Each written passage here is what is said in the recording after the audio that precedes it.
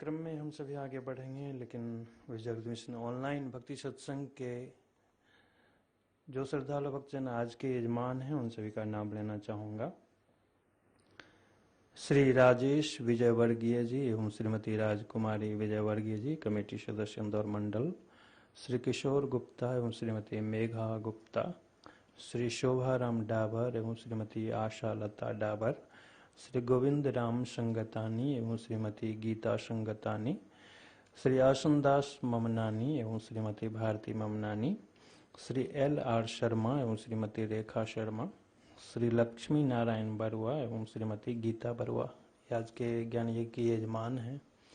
इस कार्यक्रम का सीधा प्रसारण हम सभी दिशा चैनल, ईश्वर टीवी और यूट्यूब चैनल पर देख रहे हैं।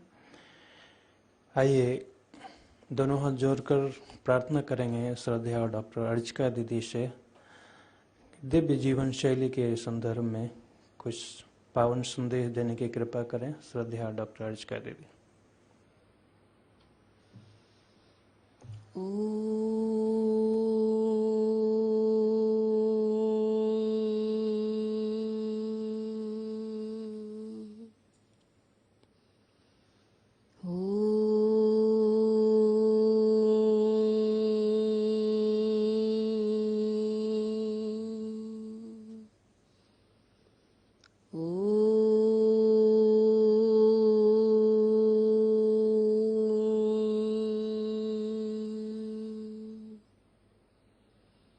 कर्पूरगौरं करुणावतारं संसारसारं भुजगेन्द्रहारं सदा वसन्तं हृदयारविन्दे भवं भवानी सहितं नमामि।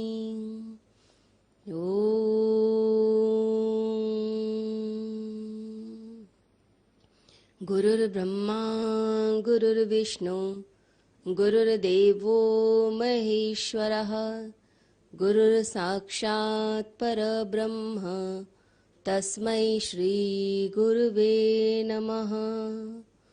ओम शांतिः शांतिः शांतिः। ओम सद्गुरुदेव को हम प्रणाम करते हैं। मातृशक्ति, भद्र पुरुषों, जीवन का जैसा दृष्टिकोण होता है जीवन वैसा ही बनता चला जाता है। हम अगर अपने जीवन की समस्त ऊर्जा को एक दिशा की तरफ नियोजित कर दें, अगर परम लक्ष्य की तरफ, परमात्मा की तरफ अपने जीवन को बहा दें, फिर कैसी भी परिस्थिति हो, सुख आए दुख आए, मान आए अपमान आए, वो सारी चीजें फिर हमें हमारे लक्ष्य की ओर अग्रसर होने के लिए प्रेरणा ही देती हैं।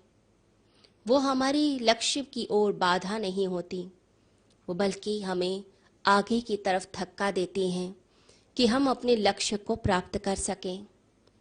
भगवान श्री कृष्ण गीता में कहते हैं, चितात्मनः प्रशान्तस्य परमात्मा समाहितः शीतोष्ण सुख दुखेषु तथा मानापमानयो। भगवान कहते हैं, चाहे सर्दी हो, गर्मी हो, सुख हो, दुख हो, सभी तरह के द्वैत में हमें अपने आप को सम रखना है, स्वयं को जीतना है। लोग सुख चाहते हैं परंतु दुख से पीछा छुड़ाने में लगे रहते हैं। सुख और दुख दोनों ही जिंदगी का हिस्सा है। अगर हम एक अति की प्रार्थना करते हैं कि सिर्फ सुख मिल जाए, तो ऐसा जिंदगी में संभव नहीं है।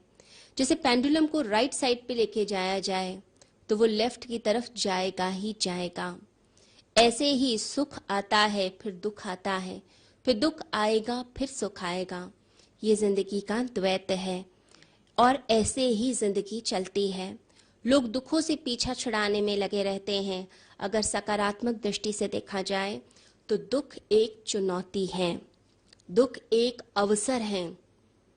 दुख ना हो तो हम कभी भी जागेंगे भी नहीं। किसी व्यक्ति को किसी चीज का दुख होता है तभी तो वो प्रयास करता है, धन की कमी होती है, उस चीज का दुख होता है, तभी तो खड़ा होगा, तभी तो जाकर कमाएगा। तो दुख हमें जगाने का काम करता है।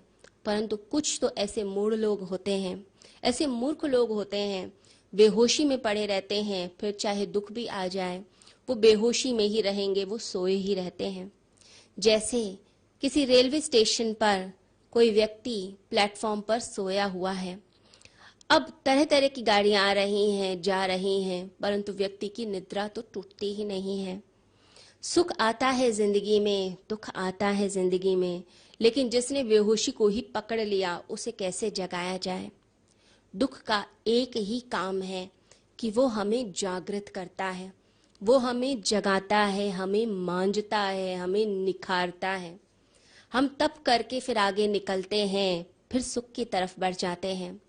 तो दुख से पीछा न छुड़ाते हुए दुख को एक अवसर की तरह, चुनौती की तरह लिया जाए। कई लोग कहते हैं कि ये तो मेरे पाप कर्म का फल है। ऐसा नहीं है, ये जिंदगी की सहज अवस्था है। अगर दुख का तीर चुभेगा नहीं, अगर वो तीर नहीं चुभेगा तो परमात्मा की याद कैसे आएगी। ये दुख मिलता ही है कि हम सच्चाई की तरफ, सत्य की तरफ अग्रसर हो पाएं, शाश्वत सत्य की तरफ चल पाएं, सच्चित आनंद की तरफ चल पाएं। एक साधु बहुत अजीब प्रार्थना करते थे, तो उनके सारे शिष्य उनसे पूछते कि ऐसी प्रार्थना तो हमने कभी सुनी नहीं है। हम भी प्रार्थना करते हैं, औरों को भी प्रार्थना करते हुए देखा है, साधु संत अलग अलग तरह की प्रार्थना करते हैं, परंतु आपकी प्रार्थना तो हमें समझ ही नहीं आती है। आप ऐसा क्यों कहते हैं रोज कि परमात्मा मुझे थोड़ा थोड़ा दुख देते रहना। ऐसे भी कोई मांगता है? लोग कहते हैं सुख दो, शांति दो, हमें सुख चाहिए, लेकिन आप तो दुख मांग रहे हैं। तो साधु ने कहा कि जब सुख आता है तब बेहोशी आ जाती है, व्यक्ति सो जाता है, दुख में ही जागता है। अगर दुख ना हो तो मैं तो परमात्मा को कभी याद ही ना करूं, दुख मुझे जगाता रहता है। तो दुख एक तरीके से अलार्म का काम करता है। जैसे किसी को सुबह फ्लाइट पकड़नी हो और अगले दिन जाना हो कहीं, तो अलार्म लगा के सोता है।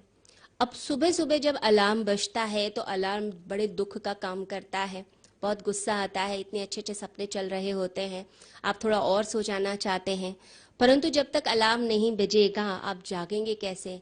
और अगर जागेंगे नहीं तो जहां आपको जाना था, अपनी बिजनेस मीटिंग में जाना था, किसी से मिलने जाना था, आपकी तो फ्लाइट ही छूट जाएगी। तो दुख अलार्म का काम करता है, आपको जगाता है, आपको होश में लाता है कि आपको अब सही राह की तरफ चलना है। तो जिंदगी का जो सकारात्मक दृष्टिकोण है, जो पॉजिटिव हमारा एटीट्यूड होता है, पर्सपेक्टिव होता है, वो हमें सही तरफ लेकर जाता है। तो आप कैसे जिंदगी को देखते हैं? अगर आप सोचते हैं कि दुख आया है ये तो पाप कर्म का फल है, फिर तो आप कभी जिंदगी में आगे नहीं बढ़ सकते। आपको एक अवसर की तरह इसे लेना है, चुनौती की तरह लेना है, संघर्ष की तरह लेना है कि मैं इसके पार जा सकता हूँ। परमात्मा मुझे टेस्ट करना चाहता है, क्या इस परिस्थिति में मैं रह सकता हूँ। तो ऐसी कला आनी चाहिए अपने अंदर, ऐसी जज्बा पैदा कीजिए कि अंधेरे को भी प्रकाश में हम बदल सकें। जब कोई अवसर ना हो, जब ऐसा लगे कुछ हो ही नहीं सकता, उस समय भी आप अपनी इनर पावर से, आत्मिक बल से उन सब चीजों को बदलने की शक्ति रख पाएं। याद रखिए, अगर दुख नहीं होगा तो जिंदगी में मजा भी नहीं होता। सुख और दुख दोनों ही चाहिए होते हैं। यदि भटकन नहीं होगी तो जब हम मिलते हैं तो उसका आनंद भी नहीं होता। जब दूरी होती है तभी मिलने का मजा भी आता है। लोग कहते हैं हम परमात्मा से क्यों दूर हो गए? इसीलिए कि हम उसके पास आ पाएं, पास होने का आनंद मना पाएं। दूरी से ही पास होने का आनंद मिलता है। मछली जब महासागर में होती है तब उसे सागर का कुछ नहीं पता होता, लेकिन जब सागर से बाहर चली जाती है, तड़पती है, तब उसे सागर के उपकारों का पता चलता है कि सागर ने कितने उपकार किए हैं। तब उसके अंदर अहोभाव आता है, उसके अंदर आनंद आने लग जाता है। तो अपने आप को चेंज कीजिए, अपने सोचने के तरीके को बदलिए और ऐसा बनिए कि थोड़ी सी भी दुख की आंधी, थोड़ा सा भी दुख का तूफान अगर आता है तो आपका दिया बुझ ना जाए। हम देखते हैं कि जब आंधी आती है, तूफान आता है, तो जो छोटे छोटे दिए होते हैं वो तो सारे के सारे बुझ जाते हैं। परंतु अगर जंगल में आग लगी हो तो तब वो आंधी क्या करती है, वो जो लपटें हैं उन्हें जंगल की तरफ और मोड़ देती है और ज्यादा अग्नि भड़क जाती है। हमने देखा है कैलिफोर्निया के जंगल में इतनी आग लगी, उन वृक्षों में भी आग लगी जिन्हें कहा जाता था कि इनकी लकड़ियां फायर प्रूफ हैं। इतनी अग्नि फैल गई। जब बारिश भी हुई उसके बाद अग्नि शांत नहीं हुई, जबकि जल से अग्नि शांत हो जाती है। जब हम अपने अंदर ऐसी अग्नि जगा लेते हैं, परमात्मा के प्रति इतनी प्यास जागृत कर लेते हैं, फिर दुख जो है डिप्रेशन का काम नहीं करता। दुख तो एक तरह से अवसर बन जाता है कि हमें और तपस्या का हमें मार्ग मिल गया, और तपस्या हम करेंगे, अपनी आत्मिक शक्ति बढ़ाएंगे। कुछ लोग जरा से दुख में दब जाते हैं, कहते हैं कि हमें मानसिक रूप से परेशानी हो रही है, हम बेचैन हो रहे हैं, हमें एंग्जाइटी हो रही है। लोग अकेला अगर रहना पड़ जाए कुछ दिन, जैसे कोरोना में लोगों को 14 दिन के लिए क्वारंटीन होना पड़ा, 14 दिन अलग कमरे में रहना पड़ा, तो इतने में ही लोगों को डिप्रेशन हो गया, परेशानी हो गई। हम एक अलग कमरे में ही थे, लेकिन लोगों से फोन पे बात कर सकते थे, फेस टाइम यूज कर सकते थे, जूम यूज कर सकते थे, बात कर सकते थे, लेकिन फिर भी डिप्रेशन हो रहा है। तो कई बार लोग छोटी छोटी बातों से डिप्रेशन में चले जाते हैं, और कुछ लोग जिंदगी में बड़ी बड़ी घटनाएं हो जाती हैं उसके बाद भी वह अपने तप से, अपने आत्मिक बल से निकल जाते हैं। वो उनके लिए एक तरह का टेस्ट है, एक तरीके का अवसर है। तो हर चीज को एक अवसर बनाइए। ये संसार भी एक अवसर है जो आपको मिला है कि आप परमात्मा की तरफ चल पाए। तो जिंदगी में द्वैत है, सुख दुख, सर्दी गर्मी, मान अपमान, ये सब है। तो कृष्ण कहते हैं जो इसके बीच में सम रहे, जो अपने आप को जीत पाए, जिंदगी का उपयोग कर पाए। जीवन अवसर है, उसका उपयोग कीजिए, अपने आप को खाली कीजिए और अहंकार को मत बीच में लेकर आइए। कहते हैं कि एक बार एक सम्राट रथ पर जा रहा था, तो सामने एक गधा आ गया।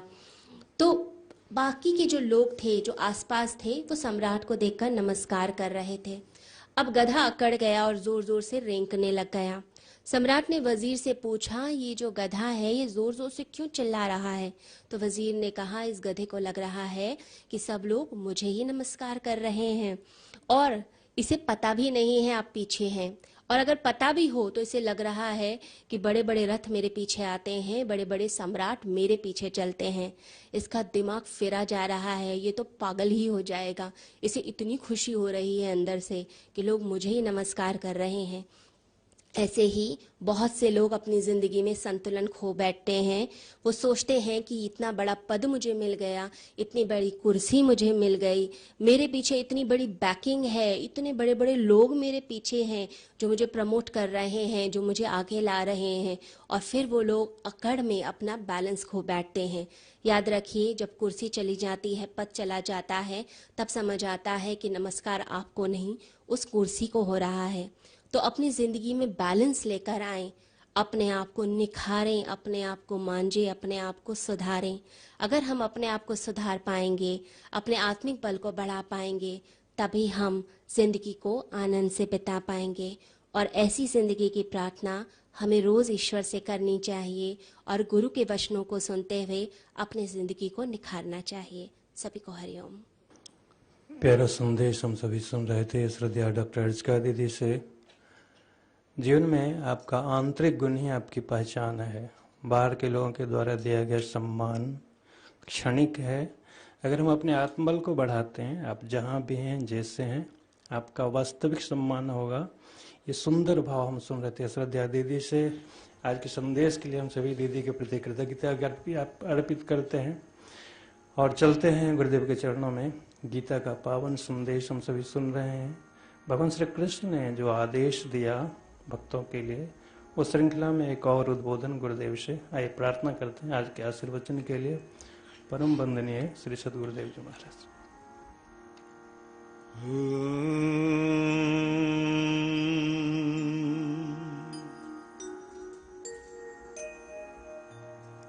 वसुदेवसुतं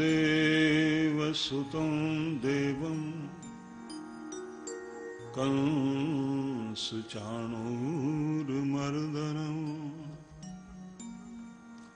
देवकी परमानन्दम्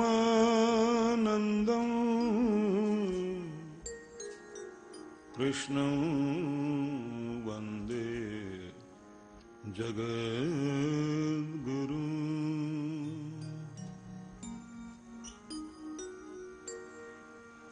वयं त्वां स्मरामो वयं त्वां भजामो वयं त्वां जगत्साक्षिरूपं नमामः। सदेकं निधानं निरालम्बमीशम् भवाम्बोधिपोतं शरण्यं व्रजामि।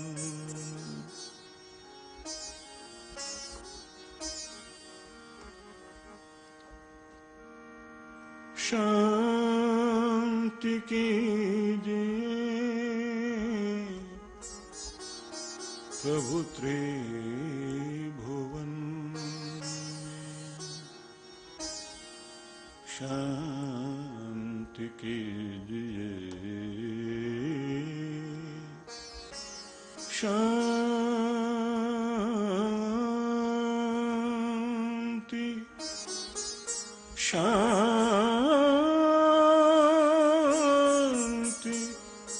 शांति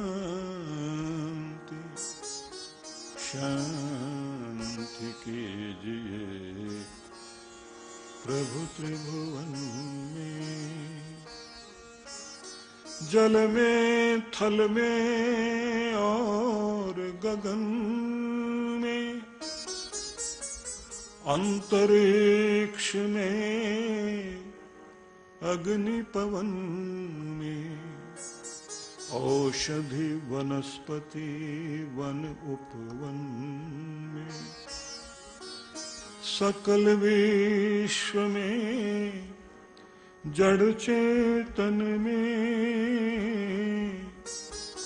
शांति कीजिए प्रभु त्रिभुवन शांति।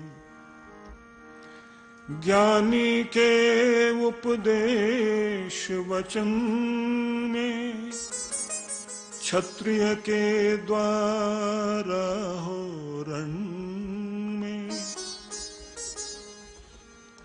धनिक जनों के धन में मन में और श्रमिक के घर आंगन में शांति कीजिए प्रभु त्रिभुवन में शांति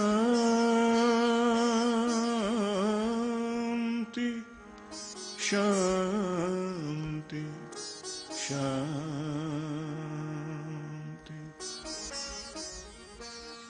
शांति राष्ट्र निर्माण सृजन में नगर ग्राम में और भुवन में जीव मात्र के तन में मन में और जगत के हो कण कण में शांति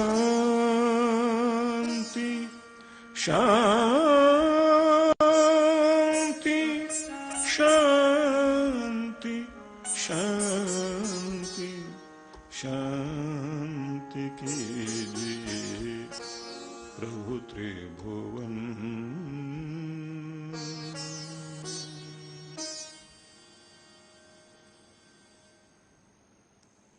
प्रेम पूर्वक सभी दोनों हाथ जोड़िए, शांत मन प्रेमपूर्ण ढंग से ही अपनी आंखों को बंद कर लें। परमात्मा के अनंत प्रेम को हृदय में अनुभव कीजिए और आशीष मांगो। निर्भयता प्रदान कीजिए प्रभु। एहसास करें कि निर्भयता का आशीष मिल रहा है। निर्भय हो रहा हूं। निश्चिंतता का आशीष दो भगवान।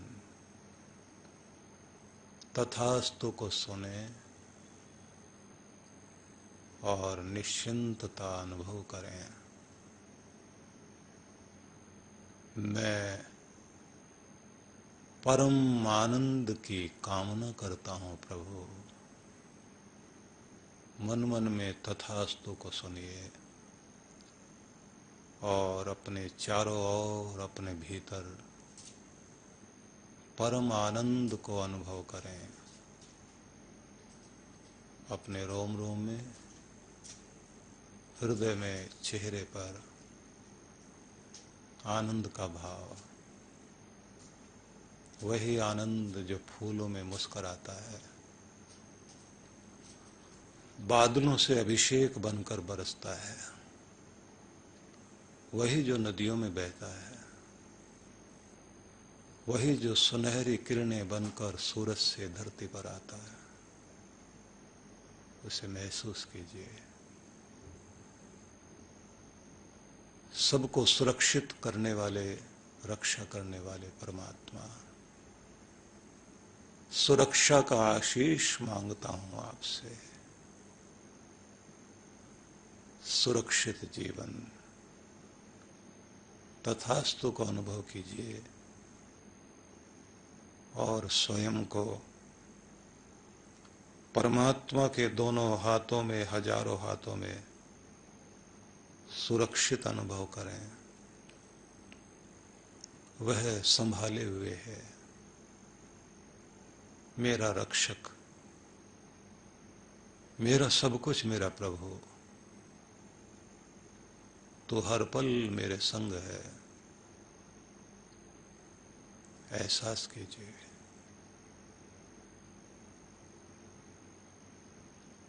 सुख समृद्धि की कामना कीजिए और समृद्धि की किरणों को अपने माथे पर महसूस करो। मेरा सौभाग्य बढ़ रहा है। कर्म मुझे करना है। चिड़िया का दाना पानी सब रख दिया गया है, बस उसे जाकर वहां से स्वयं खाना है, अपना पानी स्वयं पीना है। सबका भोजन सब जगह है। थोड़े हाथ पांव चलाइए, वहां तक पहुंचिए और खाइए, क्योंकि इतना वो नहीं करेगा कि आपके घोंसले में आकर आपके मुख में डाल कर जाए। उसकी कृपा को अनुभव कीजिए।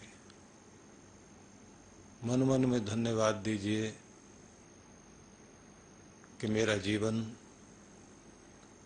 तेरी कृपा के कारण सुरक्षित है, तो संभाले हुए है। मैं आभारी हूं भगवान।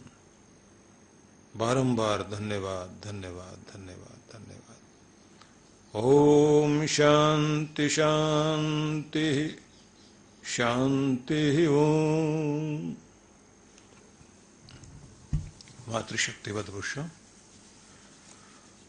उन सभी प्रेमी सज्जनों को बहुत बहुत आशीर्वाद जिनके माध्यम से आज का ये सत्संग आप तक पहुंच रहा है, और वे सभी मंडल के अधिकारी लोग भी परमात्मा के पवित्र कार्य में जो संलग्न है। भगवान श्री कृष्ण अर्जुन को एक और आदेश देते हैं, और वह आदेश हम सब के लिए है, जिसमें वो ये कहते हैं कि तुम्हारा चैतन्य मुझे समर्पित हो। स्वयं को मुझे अर्पित करना सीखो। मयि सर्वाणि कर्माणि सन्न्यस्य अध्यात्म चेतसा निराशी निर्ममो भूत्वा युध्यस्व विगत ज्वरः। अर्जुन, समस्त कर्म मुझे समर्पित करो। मयि सर्वाणि कर्माणि सन्यस्य। सभी कर्मों को मुझे समर्पित कर दो, सबका त्याग विसर्जन मेरे लिए।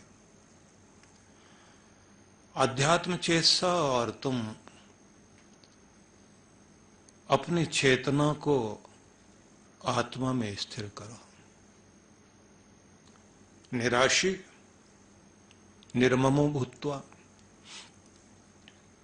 बहुत सारी इच्छाओं के, आशाओं के, आकांक्षाओं के जाल से स्वयं को, अपने चित्त को, अपने मन मस्तिष्क को शून्य करके, शांत होकर, निर्ममो भूत्वा,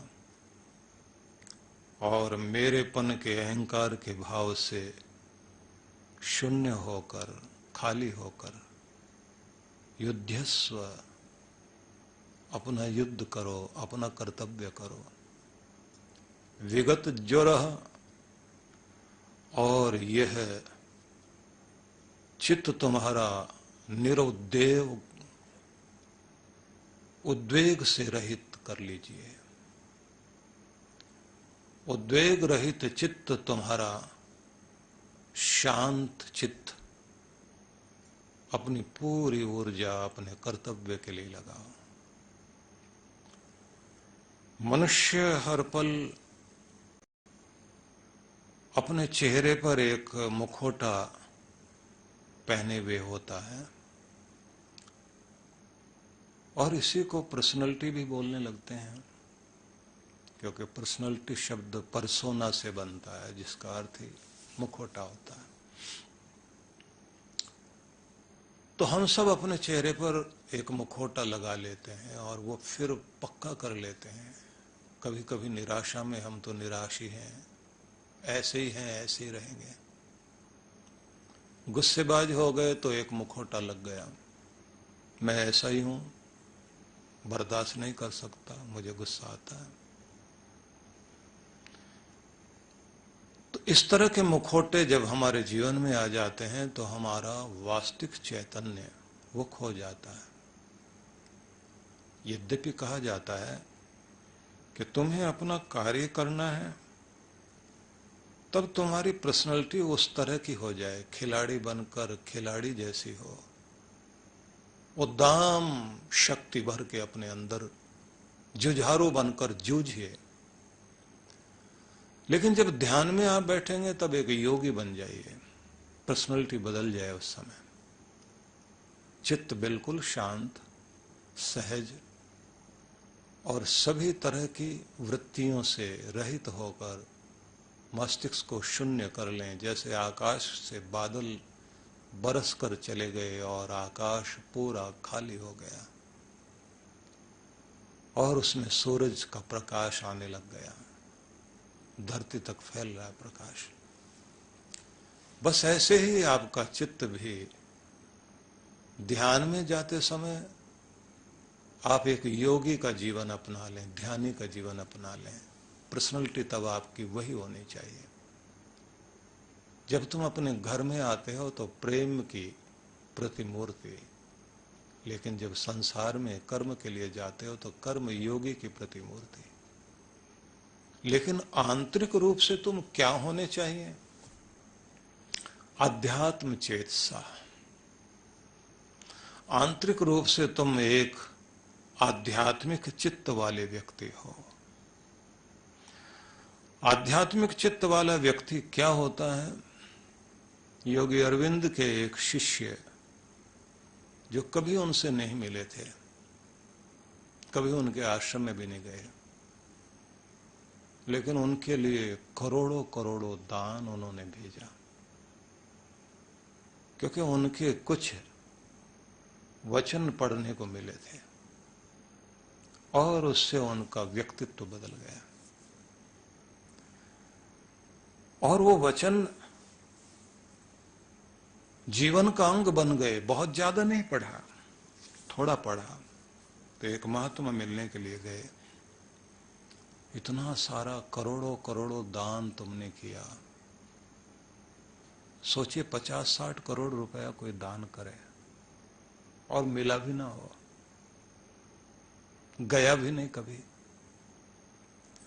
तो महात्मा पूछने लगे, ऐसा क्या है जो आपने वहां उनके वचनों में देखा? उन्होंने कहा कि कुछ चीजों ने मुझे पूरा प्रभावित कर दिया। उन्होंने जो प्रभावित किया है वो मैं तुम्हें बता सकता हूं। महात्मा बोले, आप बताइए। कि महाराज, उनका कहना है कि पूरा जीवन ही योग है और पूरे जीवन को योग वाला जीवन बनाओ। संपूर्ण जीवन तुम्हारा योग वाला हो जाए और योग का लक्ष्य भगवत प्राप्ति है। बोले, बस इतना? कि नहीं, उस भगवत प्राप्ति की भी एक उपलब्धि है और वह उपलब्धि है कि शरीर, मन, प्राण, इन सब का पूर्ण रूप से रूपांतरण हो जाए। कैसा रूपांतरण? बोले, सोना, जागना, चलना फिरना, कार्य करना, कृषि करना, व्यापार करना, पेंटिंग करना, झाड़ू लगाना, गौ सेवा करना, राज्य चलाना या आश्रम चलाना या मौन साधना, कुछ भी कर्म हो, जो भी कुछ जिस जीवन से जुड़ी हुई चीजें हैं, उन सबको आप योग बनाकर जीना शुरू कर दें। अब महात्मा जी ध्यान से सुन रहे हैं कि ये व्यक्ति जो कह रहा है कि योग बना लें हर चीज को, हर क्रिया को। झाड़ू लगाना योग, खेती करना योग, तुम मौन में बैठे हो एकांत में तो भी तुम्हारा योग, और जब तुम भोजन कर रहे हो तो भी एक योग, चलना फिरना योग। बोले, ये किसी कोने में बैठकर किया जाने वाला योग नहीं है, जीवन की हर क्रिया से जुड़ा हुआ योग। योग का संबंध किसी क्रिया विशेष से नहीं है, वर्ण विशेष से नहीं है कि ब्राह्मण ही करेंगे, योगी करेंगे। आश्रम विशेष का भी नहीं है, सन्यासी कर सकते हैं, ब्रह्मचारी कर सकते हैं, गृहस्थ व्यक्ति कैसे करेगा? नहीं, सबके लिए, सभी स्थानों में, सभी परिवेश में, सभी स्थितियों में, सभी परिस्थितियों में जो तुम अपनी जिंदगी में जोड़ लेते हो वो योग। इसी को आध्यात्मिक होना कहते हैं। और यह जो हम कर रहे हैं, यह योग भी क्या कि इससे आप योग कर भी रहे हो या नहीं कर रहे हो तो ये पता कैसे लगे?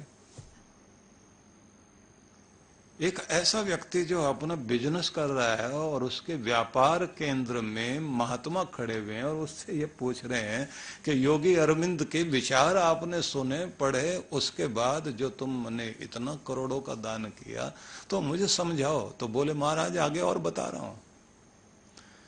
अब हम कहते तो हैं, हम तो चलते फिरते, उठते बैठते, सोते जागते सब योग साध रहे हैं, तो पता कैसे चले कि तुम योग साध रहे हो? तो बोले, महाराज अब ये भी बता रहा हूं कि पता कैसे चले कि हम जो कर रहे हैं वो योग है। तो उन्होंने कहा कि वह योग इससे पता लगता है कि भाव क्या है। कोई भी क्रिया कर रहे हो, तुम्हारा भाव, भावना क्या है, तब पता लगेगा तुम्हारा योग, तुम योग कर भी पा रहे हो या नहीं। किस भाव से युक्त होकर आप अपना कर्म कर रहे हो। योग में बस यही तथ्य मूल्यवान है महाराज, यही मैंने पकड़ा है, बस ये आप भी समझ लीजिए। तो आप तो महाराज मेरी परीक्षा ले रहे हो, लेकिन परीक्षा क्या, मैं तो जीवन में अनुभव किया कि कर्म तो तुम कर रहे हो और तुम कहते हो कि मैं योग ही कर रहा हूं, लेकिन उसकी परीक्षा कैसे हो कि तुम योग कर रहे हो? तो इससे पता लगेगा कि तुम किस भाव से युक्त हो करके कर्म कर रहे हो। योग में यही तथ्य सबसे ज्यादा मूल्यवान है। उन्होंने फिर कहा मतलब महाराज, मतलब मतलब मतलब मतलब। अब बात तो आगे जानी चाहिए, भाव क्या मतलब। तो उन्होंने कहा मतलब ये कि भगवान के लिए कर रहे हो या अपने अहंकार के लिए कर रहे हो, बस यहाँ आया, इस मतलब को यहाँ जोड़िए, तब पता लगेगा तुम योग कर रहे हो, तुम आध्यात्मिक होकर के कर्म कर रहे हो। और फिर ये भी कह दिया कि पैसा कमा रहे हो बड़ाई पाने के लिए, दिखावा करने के लिए, दुनिया में अपने आप को सबसे ऊंचा दिखाने के लिए, बड़े बड़े ऊंची बिल्डिंगें मेरी बन जाए, मेरा नाम हो जाए, मेरा प्रभाव हो जाए, इसके लिए।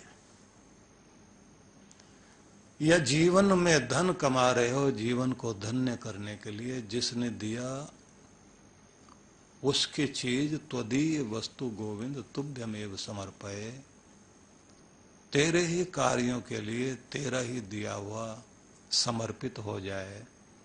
तुम्हारा भाव धन कमाने का परमात्मा के लिए है या अहंकार के लिए। ये बिंदु इस रूप में भी कि तुम्हारा धन कमाना किसी को नीचा दिखाने के लिए है या किसी को ऊंचा उठाने के लिए, भाव क्या है। यह धन मेरे जीवन को धन्य करे, मैं समृद्धि से युक्त होकर, सशक्त समृद्ध होकर स्वयं को आनंदित करते हुए अपने चारों तरफ आनंद को फैलाऊं, मैं ऊपर उठूं, दूसरों को भी ऊपर उठने का कारण बनूं, क्योंकि यह सब भगवत कार्य है। इस भगवत कार्य के लिए ही इस क्रिया को मैं कर रहा हूं। तो यह कार्य भगवत कार्य हुआ, तो यह धन कमाना योग हुआ।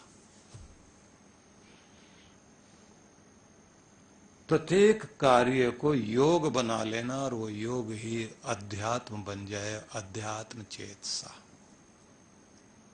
तुम्हारा चित्त अध्यात्म के लिए हो। और फिर एक बात और, तुम भोजन करने बैठे तो ये तो तुम्हारा एक निजी कार्य है, वो योग कैसे बने। सबसे पहले तो अपने भोजन को अमृत प्रसाद बनाइए।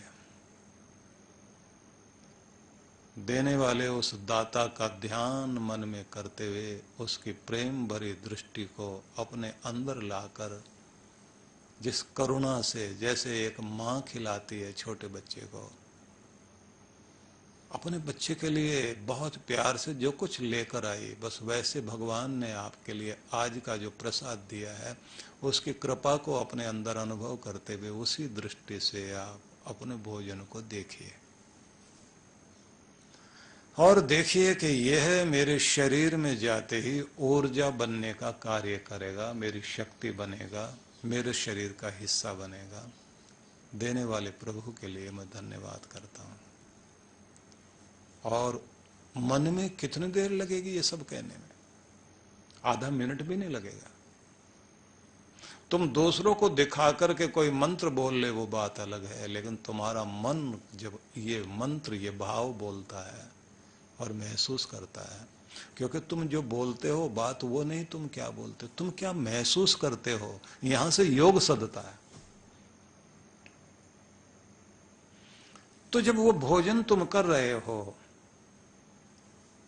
तो वो भी एक भक्ति बन गया, और वो शरीर में जाकर आपको शक्ति तो दे रहा है, लेकिन आप सामर्थ्य मांग रहे हैं, मैं और बेहतर जीवन जीऊं और दूसरों की जिंदगी को भी बेहतर बनाने में सहयोगी बन सकूं। भाव यहां भी ईश्वरीय कार्य को, ईश्वर के कार्यों को करने का भाव जब मन में होता है तो प्रत्येक कार्य योग बनता है।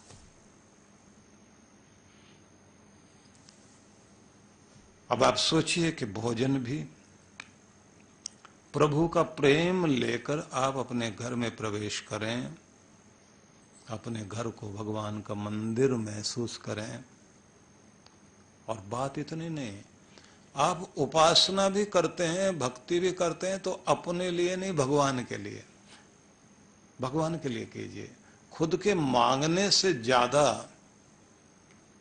परमात्मा के प्रति आभार व्यक्त करने के लिए, प्रेम प्रकट करने के लिए, उसका होने के लिए, उसमें समाहित हो जाने के लिए, उसमें लीन होने के लिए आप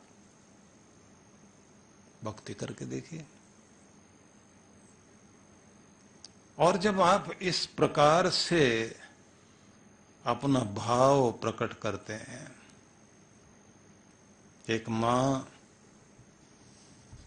अपने बच्चे को पलने में सुला रही है, तो सुलाते हुए मां की लोरी, देखो छिप गया चंद, हवा बहे मंद मंद, बंद करो आंखियां नींद द्वारे आई, मां लोरी गा रही है और महसूस क्या कर रही है कि ये मेरा नन्हा कन्हैया है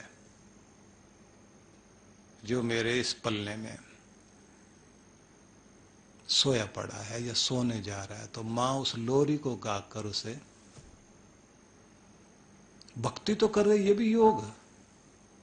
और जब जगाए तो पुरानी भाव है ना कि जागिए रघुनाथ कुंवर पंछी गण बोले, राम जी को जैसे जगा रहे हो, राम जी का ही भाव है, योग बन गया। चंद किरण शीतल भई, चकवी पिए मिलन गई, जागी बेको बेर भई, कमल नयन खोले, जागिए रघुनाथ कंवर पंछी गण बोले। जागो मेरे रघुनाथ, मेरे राम। बच्चा है और उसका बेटा है, वो जैसे अपने भगवान को ही जगा रही है, तो उसका बोलना, उसको आप समझिए वो योग बन गया।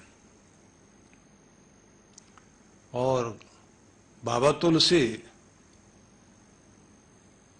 कि एक भरोसा भगवान का बनाकर तुम जो जीवन में चल रहे हो,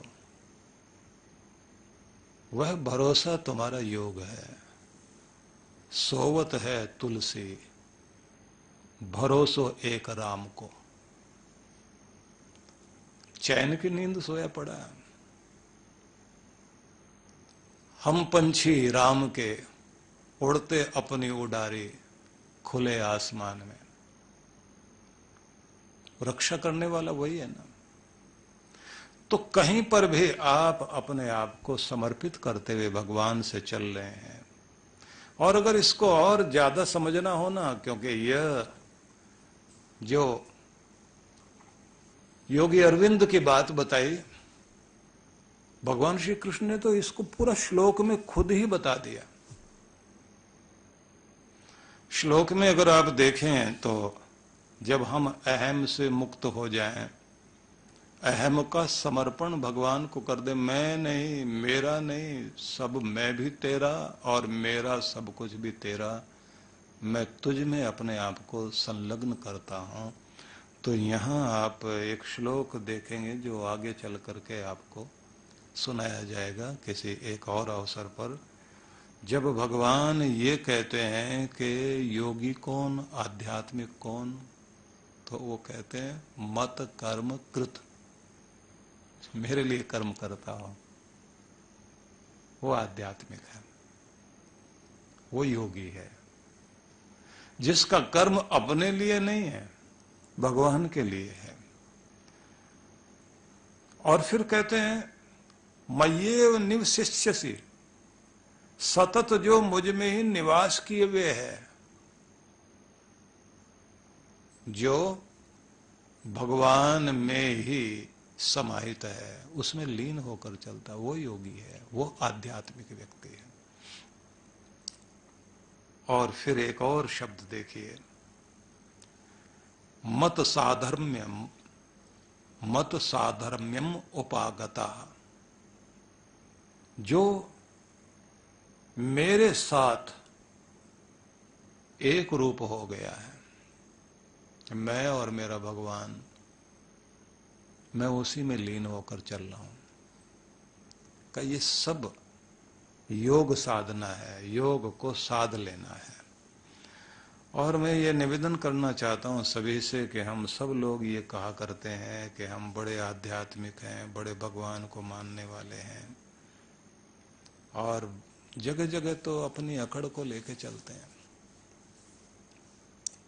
तो जहां हमारी अकड़ है तो वहीं तो पकड़ खत्म हो जाती है, भगवान से हम दूर हो जाते हैं। लोगों को देखा होगा ना, जो ये बोलते हैं मेरी चलेगी, मेरी बात मानी जाएगी, और अगर मेरी नहीं चलेगी तो किसी और की भी नहीं चलेगी, चलने ही नहीं दूंगा। इस अड़ियलपन को ही कहा जाता है कि यह स्वयं से खो जाना, अपने स्वयं से दूर हो जाना, अपने भगवान से दूर हो जाना। और जहां विनम्रता आ जाए वहां आप अपने प्रभु के साथ जुड़ जाते हैं। तो उन महात्मा ने कहा कि मैंने एक व्यक्ति को इस रूप में भी देखा कि जो योगी है लेकिन दुकानदारी कर रहा है, और उस पुजारी को भी देखा जो मंदिर में बैठा लेकिन दुकानदारी कर रहा है। तो आप कहां हैं? मंदिर में होकर भी दुकानदार हो सकते हैं और दुकान में होकर भी आप योगी हो सकते हैं। श्री कृष्ण भगवान तो यही कहते हैं कि तुम्हें आध्यात्मिक हो जाना, आध्यात्म चेतसा, तुम्हारा चैतन्य, तुम्हारा आत्मा मुझ में स्थिर हो जाए। मयि सर्वाणि कर्माणि सन्न्यस्य, और सभी कर्म मुझ में समर्पित कर दो। मतलब मेरे लिए कर्म करने वाले, तुम्हारा ये योग सधने लग जाए तो उस योग सधने का फिर एक बड़ा कमाल का लाभ होगा। वो क्या? तुम जहां भी हो ना, अपने आनंद में रहोगे, अपनी शांति में रहोगे, अपने सुख में रहोगे। एक बहुत प्रसिद्ध चिंतक हुए हैं, दार्शनिक चिंतक, च्वांगसू नाम था। लोग उनके पास जाएं तो कोई विधि ना भी दें, उनके पास जाकर बैठे तो योग सध जाए, ध्यान लग जाए। महान पुरुषों का अपना प्रभाव होता है, उनके ओरे का प्रभाव आता है, और फिर व्यक्ति की दिनचर्या भी सुधर जाती है। व्यक्ति ये सोचता है कि मैं किस आपाधापी में और किस झूठे दिखावे में लग गया हूं। पेट तो चिड़िया भी भर रही है, पेट तो चींटी भी भर रही है, सांप भी अपना पेट भर रहा है, चूहा भी भर रहा है, और उनका भी अपना एक परिवार है, उनके भी बच्चे हैं, जीवन तो वो भी चला रहे हैं। अगर यही जीवन है तो ये तो जीवन कुछ भी नहीं। मनुष्य का जीवन होने के बाद भी अगर हम कुछ उत्कृष्टता नहीं प्राप्त कर पाए तो इस जीवन का लाभ क्या हुआ? सहजों ने कहा था ना कि आए जगत में क्या किया, तन पाला के पेट। आए जगत में क्या किया, तन पाला के पेट। सहजो दिन धंधे गया और रैन गई सुकलेट। रात तो बीत गई कि सुख से लेट के अच्छी से नींद आ जाए, बस सारा दिन काम धंधा करते बीत गए। और किया क्या, तन पाला के पेट, पेट भरा और तन पाला।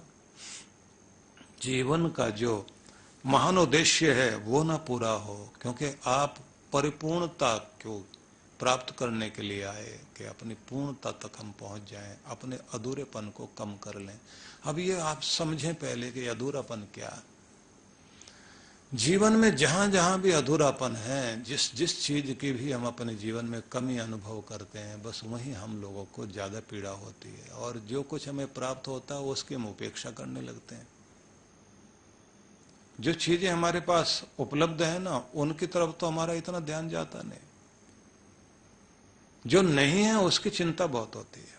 ये मिल जाता तो कितना मुझे जीवन में सुख मिलता, ये चीज होती तो कितना सुखी होता। और वो चीज हो जाए तो उसके बाद में वो कहते हैं ना, जो मिल गया वो मिट्टी, जो खो गया वो सोना। जो मिला हुआ तो मिट्टी बराबर समझते हैं, और खो गया तो मेरा तो सोना खो गया।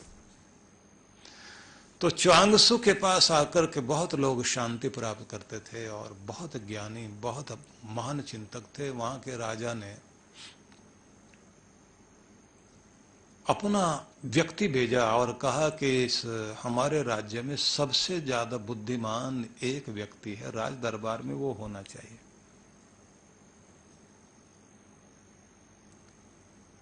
तो उनको लेकर आओ।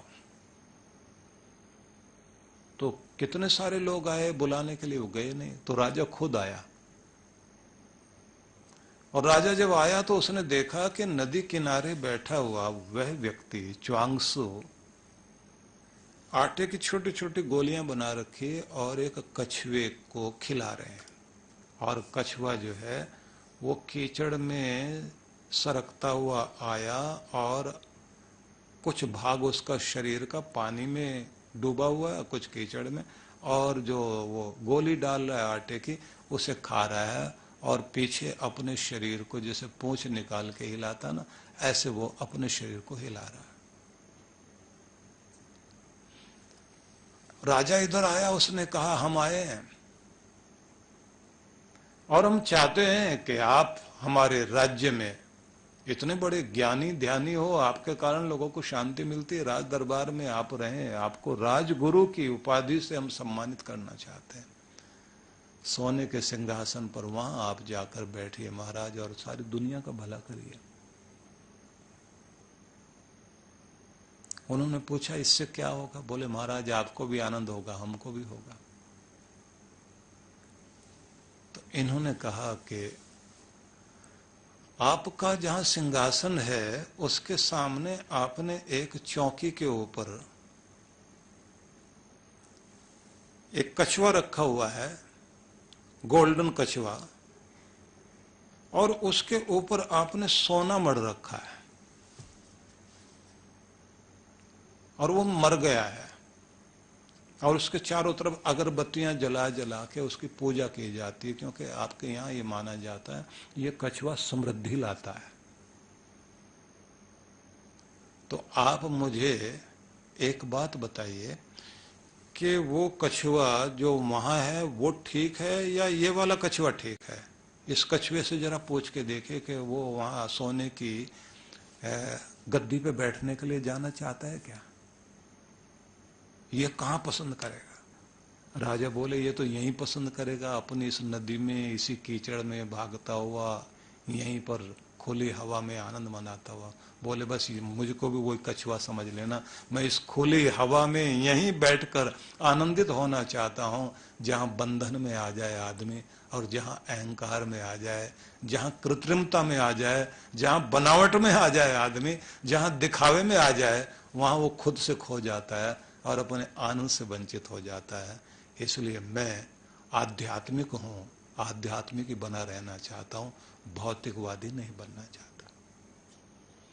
तो अगर हम ये चाहते हैं कि हमारे जीवन में परम आनंद और परम शांति और सुख सुकून रहे, तो निवेदन यही है सभी से कि आप आध्यात्मिक होने की कोशिश कीजिए, और हो सके तो इतनी बात और करना, योग को साधने के लिए ये जरूर महसूस करना कि मैं खुद के लिए या अपने भगवान के लिए कार्य कर रहा हूं।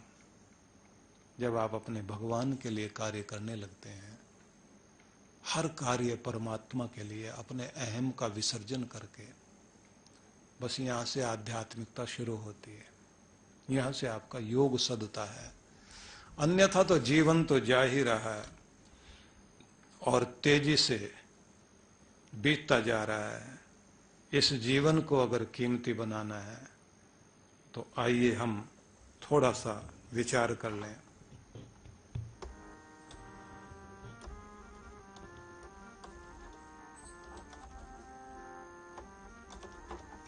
जीवन खत्म हुआ तो जीने का ढंग आया, जीने का ढंग आया।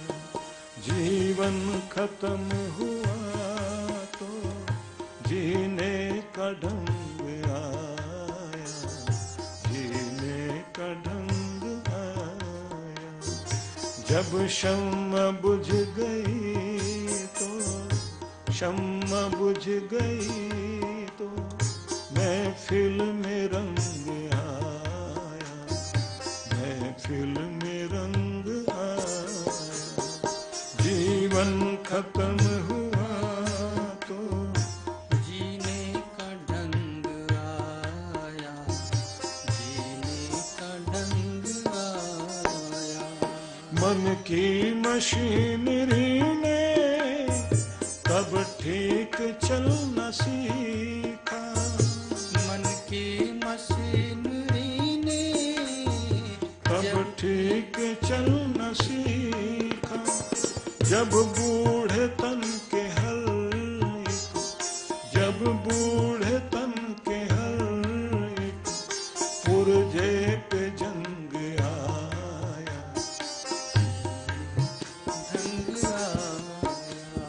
जीवन खत्म हुआ तो जीने का ढंग आया, जीने का ढंग आया। फुर्सत के वक्त में ना सिमरन का वक्त निकला, फुर्सत के वक्त में ना सुमिरन का वक्त निकला। उस वक्त वक्त मांगा, उस वक्त वक्त मांगा जब वक्त तंग आया, जीने का ढंग आया। जीवन खत्म हुआ तो जीने का ढंग आया, जीने का ढंग आया। आज के मार्गदर्शन के लिए हम सभी गुरुदेव के प्रति हृदय से कृतज्ञता अर्पित करते हैं। जीवन में धर्म का होना जीवन की सार्थकता है। जो कुछ भी हम धार्मिक कार्य के लिए श्रद्धापूर्वक देते हैं उसे धर्मादा नाम दिया गया है। विजय मिशन के बैनर तले कई सारे ऐसे सेवा प्रकल्प चलाए जाते हैं, जैसे वृद्धाश्रम, धर्मार्थ चिकित्सालय, अनाथाश्रम, गौशाला, आदिवासी विद्यालय, गुरुकुल। ये सभी सेवा प्रकल्प ऐसे हैं जिसका सीधा अर्थ, उद्देश्य है समाज के हर वर्ग को उसका लाभ पहुंचे। इसके लिए आप सभी इसके लिए गुरुदेव की ओर से आमंत्रित हैं। धर्म के इस पावन यज्ञ में आप भी अपनी आहुति दें ताकि यह धर्म आपके जीवन में सुख बन करके वापस आए। धर्मादा सेवा में सहयोग के लिए आप श्री गिरीश चंद्र जोशी जी से संपर्क कर सकते हैं।